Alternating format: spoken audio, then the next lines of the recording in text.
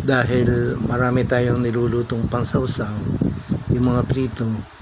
Ang lulutuin natin ngayon ay homemade sauce, throwback 2,000 years ago, yung panahong hindi pa nauuso ang television, at kung mayroon mang television ay doon ka lamang kailangan manood sa bintana na kung minsan ay pinagsasarhan pa. Ang uso kasi noon ay radyo, lahat ay nakikinig ng radyo ng panahong iyon.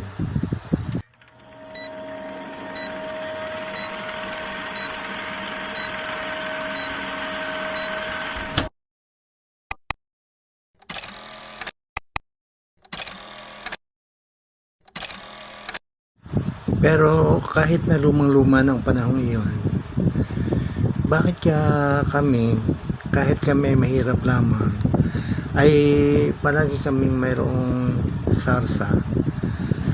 At nakakatuwa na ng panahong iyon, minsan lamang sa isang taong magkaroon ng pritong karne sa amin.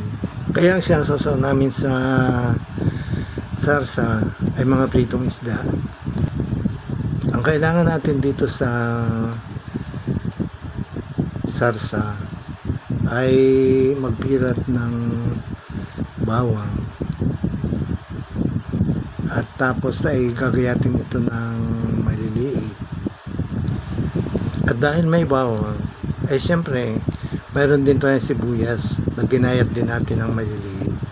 Balik ulit tayo doon sa chismis 2,000 years ago. Ako nga na may hanga, dahil ang tatay ay napakahilig magluto ng sarsa ng panahon yun eh. Kaya yun nga, tulad ng sabi ko sa inyo kanina, lagi kaming may sarsa sa bahay. Yung guhay panahon na hindi pa nga ako nakakapangain ng ketchup, sarsa lang. Doon gaho sa bukid ay nung ako'y bata, eh hindi naman masyadong gusto yung ketchup. Kaya man din pinagtsatsagaan na namin yung ginawa ng tatay na sarsa, na sa halip na ang gamitin ay harina, ay dahil bibilin pa yun, kaya ang ginagawa ng tatay ay nagdudukdok na lamang ng bigas at yung sabaw noon ang ginagamit. Sa babagaho ng galpong, lagyan na ho natin ngayon ng harina, yung isang malinis na lalagyan. Atin din nung lalagyan na ng oyster sauce, at siyempre yung pampasarap sa ating sarsa, yung asukal. Tapos atin na hong lalagyan ng tubig.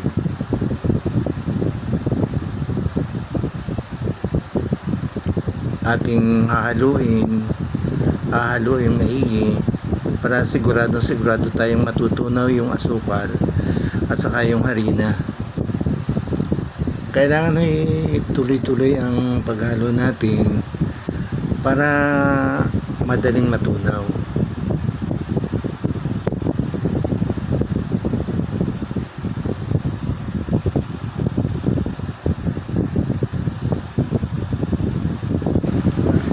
Huwag tayong titigil ng paghahalo hanggang hindi nauubos yung mga buo-buong harina.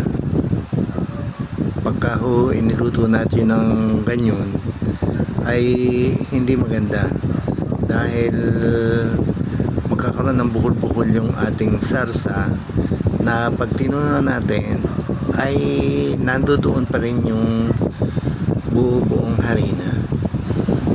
Magkakaroon gaho nung mga lump o yung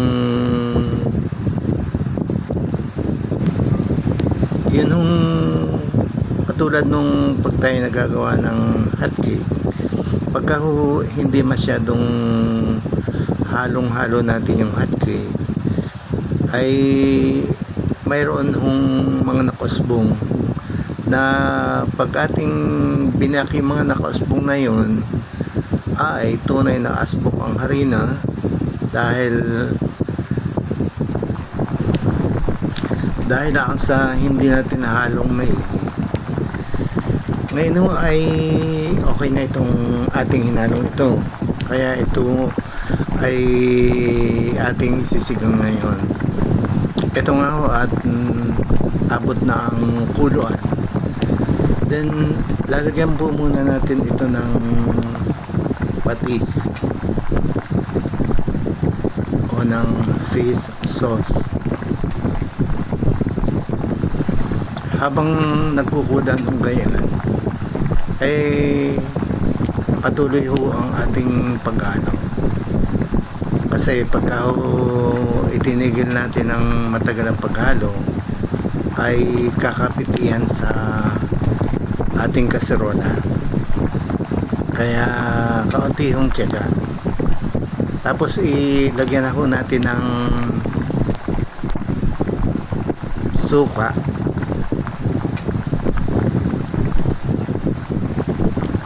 At dahil suka yung ating inilagay, huwag munang haluin. Maghihintay muna tayo ng kaunting panahon bago natin haluin dahil mag-aamoy daw yung suka. At dahil parang malapot na rin ating nilulutong are, ay atin hong nilagyan uli ng kaunting tubig.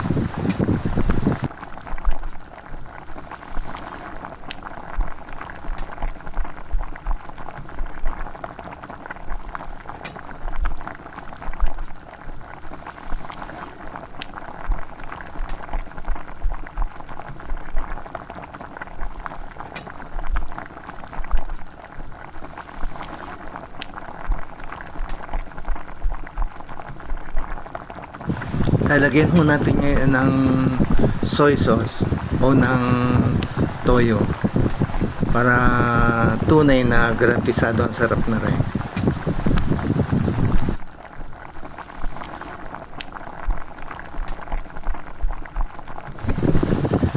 Tinagma ko matabang, kaya dadagdagan natin ng kaunti pang asukal.